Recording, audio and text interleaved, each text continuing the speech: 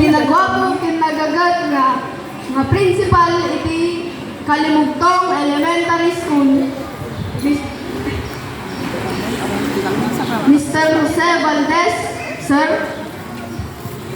The ever-supportive school head of Bitong Elementary School, Mr. Mario A. Chopilo, sir.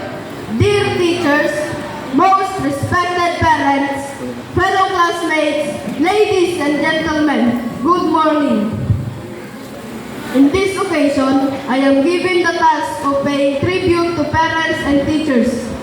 As a member of graduating class, this is my first time to speak before a mixed crowd composed of parents, teachers, relatives, friends, and schoolmates. Thank you for this opportunity. In our journey of growth and education, there are two pillars of support that shape our minds, hearts, and characters, our parents and teachers. They are the guiding lights that illuminate our path, instilling within us knowledge, values, and tools needed to navigate the world. It is with deep admiration and gratitude that we pay tribute to these extraordinary individuals who mold us into who we are. To you, parents, you are the first teachers that we encounter. You are our earliest mentors and role models. From the moment we open our eyes to the world, you embrace us with love, tenderness, and unwavering dedication.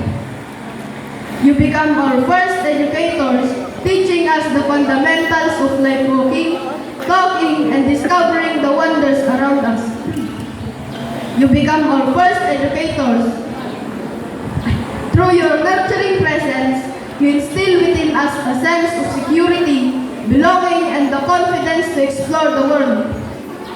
You are the architects of our moral compass, guiding us towards the path of virtue.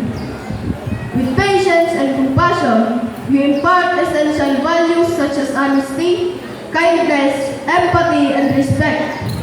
You teach us the importance of integrity, perseverance, and responsibility. Your unconditional love and support inspire us to be our best selves, to learn from our mistakes, and to embrace the beauty of diversity. To our teachers, you expand our horizon and ignite the flame of curiosity within us. You step into our lives during our formative years, opening doors to knowledge, critical thinking, and creativity. You foster an environment where we can question, explore, and expand our intellectual boundaries. You are the catalyst for growth and empowerment, recognizing our unique talents and encouraging us to develop them further. You serve as mentors and guides, pushing us to reach our full potential.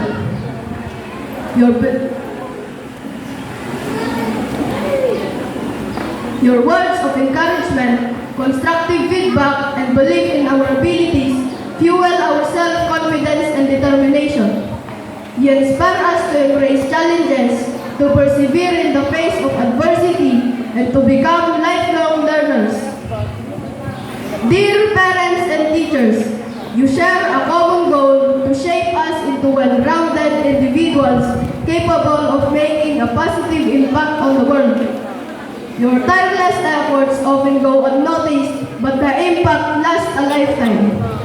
You instill within us not only knowledge, but also the essential qualities of integrity, perseverance,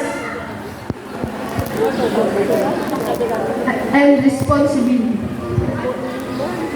To you, our parents and teachers, we express our heartfelt appreciation and gratitude.